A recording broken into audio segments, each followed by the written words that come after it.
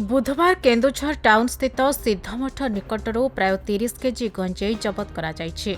घटनार 6 जन को अटक रखाजिबा सह 2 कार एवं 3 लाख टंका जबत करिछि केन्दुझर टाउन पुलिस। सूचना अनुसार आज सोनपुर जिलार मयूरभंज को 30 केजी गंजेई चालाण हेउथिला। एही समय कौनसी सूत्ररू खबर पाई पुलिस सेमानकु पीछा करिथिला। पुलिस को देखि कार दुईटी द्रुत गति में पलाई जाउथबा बेले सेमानकु पीछा करी पुलिस सिद्धमठ निकटरे धरिथिला। घटनास्थल में मजिस्ट्रेट को उपस्थिति में बस्तारू गंजेई काढ़ी ओजन कराजिबा सह पुलिसर अधिक तदंत जारी रहिछि। पुलिस मानकु साधुवाद जणाऊँगी।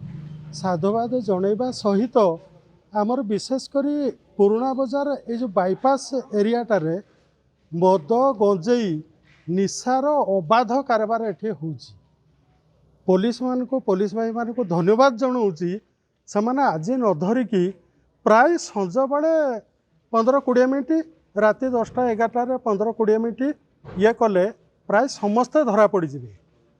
आउ एठी विशेष करी कॉलेज रे जो पढ़ुवा शिक्षित युवक युवती मु प्रत्येक दिन सिद्धमठ आसे राति 10टा 10:30 11टा सिद्धकाणी पाखु मुझे पुल पाखे बहुत लोक मद पार्टी कर देखी तिरस्कार भी कर दुईटा गाड़ी रे दुईटा फोर व्हीलर गोटे फोर व्हीलर रे गंजेई किसी आसुची बोली तो ताकू से इनफॉरमेशन को फॉलोअप करिकी हमर पुलिस टीम डिटेक्ट कले बहुत दूर सोनपुर 4 जन लोक बहुत दूर गंजेई नहीं गोटे भितरा गाड़ी रे आसुले नहीं टुवर्ड्स केउझर मयूरभंज लोक को डेलीवरी करिया तेणु केन्दुझर गोटे जगह जो ठीक करते सीटी डेलीवरी करते तेणु से 4 जन लोक विथ मयूरभंज जो लोक रिसीव करते 2 जन ताकू डिटेन कराई 2टा फोर व्हीलर सीज कराई एवं गंजेई पाखापाखि 30 केजी